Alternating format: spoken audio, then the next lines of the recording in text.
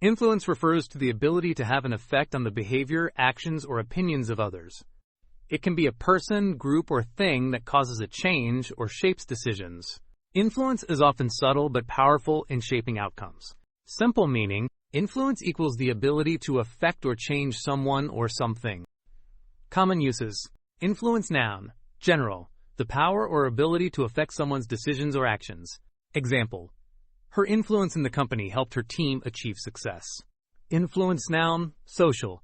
The effect one person or group has on the attitudes or behaviors of others. Example. Peer influence can be very strong during adolescence. Influence verb. To have an effect on someone or something. Example. His advice influenced her decision to take the job. Influence noun. In media. The power to shape public opinion or popular trends. Example. Social media influencers have a major impact on what people buy and believe. Examples in daily use.